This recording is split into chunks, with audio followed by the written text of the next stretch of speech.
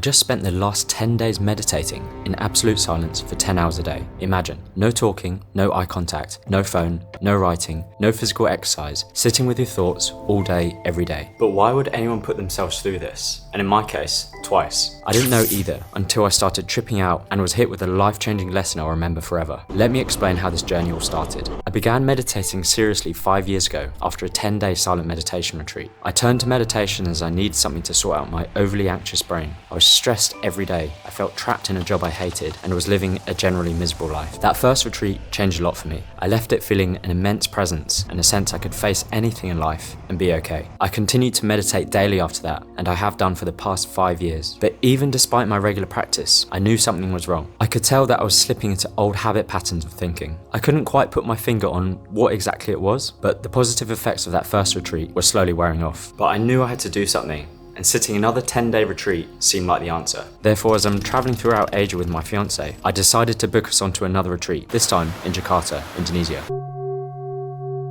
The schedule looks more or less the same every day. Too long didn't read, wake up at 4 AM, 10 hours meditation throughout the day, 2 meals a day, no food after 12 midday, and of course, complete and utter silence. A meditation retreat sounds like a calming, relaxing, enjoyable experience. But in fact, the physical and mental pain one goes through during these kind of retreats is some of the worst I've ever experienced in my life. Most of us never have to sit cross-legged on the floor, let alone do it for 10 plus hours a day. Your back hurts, your knees feel like they're going to explode. You experience every single emotion you've ever experienced, but to the extreme. Extreme anger, extreme excitement, extreme boredom, extreme fear, extreme happiness. But it doesn't stop there. I haven't told you about the weird, trippy experiences yet.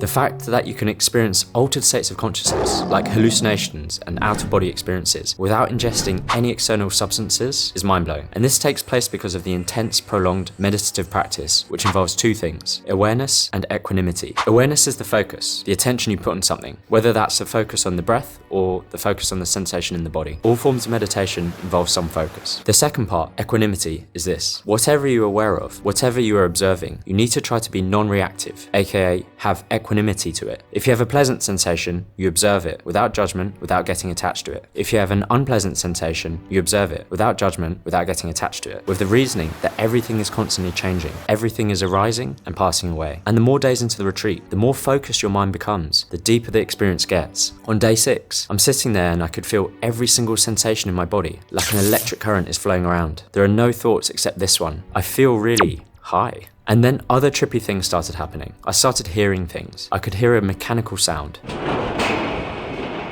and a meditation bell, which never stopped. I knew they weren't real because I had an Apple AirTag in my bag, which was making a beeping sound. But even when I took the battery out, I could still hear the beeping sound. The more I meditated, the sounds would just get louder and louder as the days progressed. The auditory hallucinations were a bit annoying, but the sensations in the body and everything else felt good. I felt so focused. My mind was sharp. The volume on the internal chatter had been turned all the way down to almost silence. And I was convinced on day 7, with 3 days left of the retreat, the meditation was going to get even better. Things were going to get even more trippy, and maybe I was going to dissolve the sensation of my entire physical structure, and perhaps even my entire ego, like the teacher suggested. But actually, this happened instead.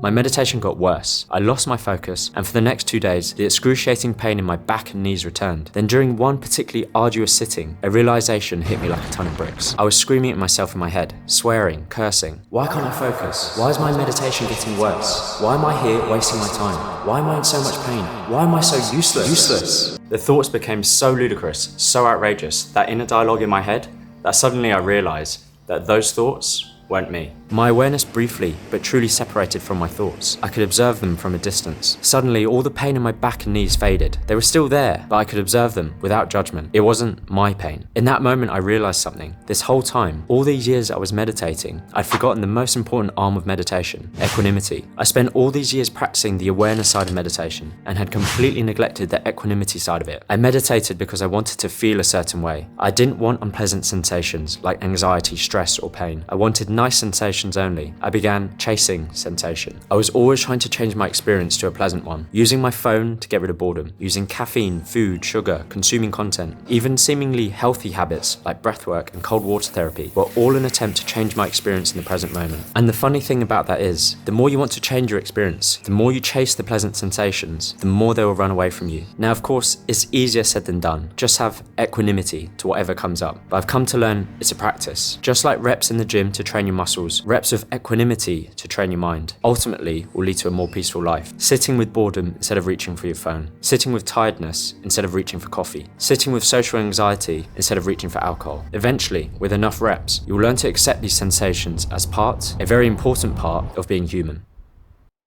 Now that was just my story, which was completely different to my fiance's, which was completely different to every single person there. And I still think meditation is just one tool amongst many to live a healthier, happier life. And I'm in the process of running a number of self-experiments to improve all aspects of health.